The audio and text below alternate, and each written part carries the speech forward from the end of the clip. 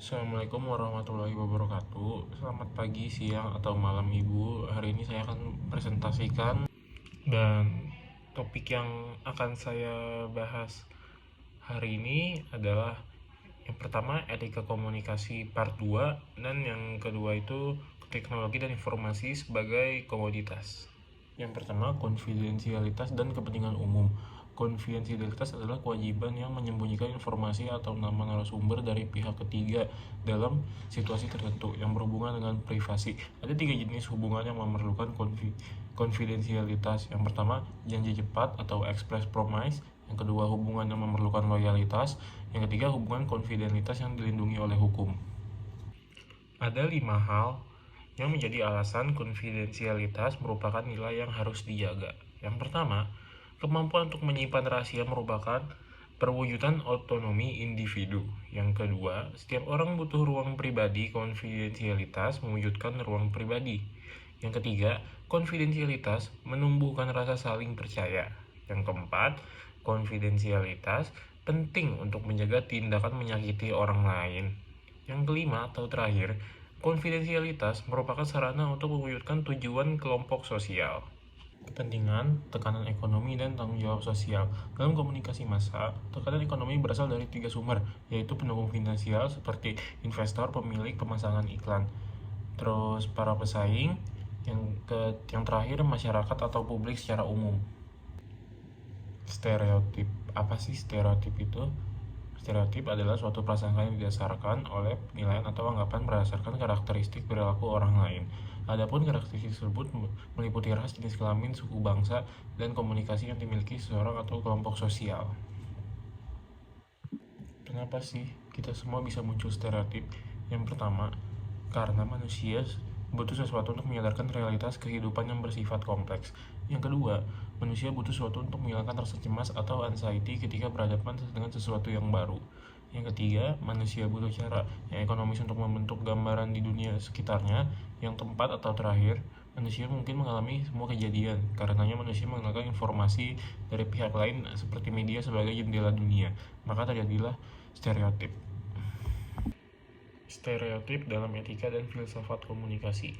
Definisi stereotip adalah sebuah pandangan atau cara pandang suatu kelompok sosial di mana cara pandang tersebut lalu digunakan pada setiap anggota kelompok tersebut.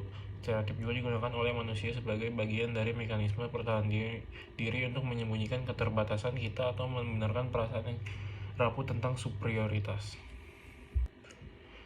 Riset juga menunjukkan bahwa konflik mempunyai beberapa penyebab dan secara umum dapat dibagi ke dalam 3 kategori. Yang pertama adalah perbedaan komunikasi, yang kedua struktural, yang terakhir adalah kepribadian. Teknologi informasi sebagai komoditas. Kita saat ini berada di dalam masa di mana teknologi dan informasi menjadi komoditi yang sangat berharga. Kondisi ini dikenal dengan istilah digital dossier, yaitu pengumpulan informasi tentang seseorang dengan jumlah yang banyak dengan menggunakan teknologi. Dan apa itu teknologi? Ya, teknologi itu adalah sarana komprehensif untuk menyediakan barang yang diperlukan untuk kelangsungan hidup manusia. Menurut para ahli, yaitu Ellul dalam Miraso tahun 2007, mengatakan bahwa teknologi adalah keseluruhan dari metode yang secara rasional mengarah dan memiliki ciri-ciri efisiensi dalam setiap bidang kegiatan manusia. Lalu, apa itu informasi?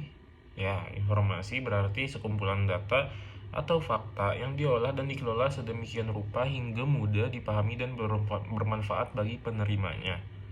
Dan kita punya informasi menurut para ahli. Yang pertama, menurut Abdul Qadir dan McFadden, informasi merupakan data yang telah diproses.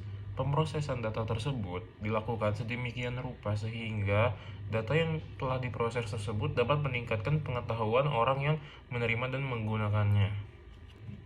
Dan yang terakhir yaitu apa sih komoditas? Komoditas adalah barang yang dapat ditukar dengan keuntungan atau barang lain yang sama nilainya, atau bisa dibilang semacam barter. Istilah komoditas juga berasal dari bahasa asing, yaitu bahasa Inggris commodity, dan etimologinya dipinjam dari bahasa Prancis, yaitu commodite, yang berarti memberikan kesenangan dan penyampaian yang berkualitas. Informasi sebagai komoditas. Informasi sebagai komoditas dikaitkan dengan pengumpulan, pemrosesan, dan penyebaran informasi yang berharga. Lalu, informasi ini juga dapat dijual pada pihak yang membutuhkannya. Ya, mungkin sekian dulu dari saya. Sekurang lebihnya mohon maaf. Saya Faiz Ahmad, pamit undur diri. Assalamualaikum warahmatullahi wabarakatuh.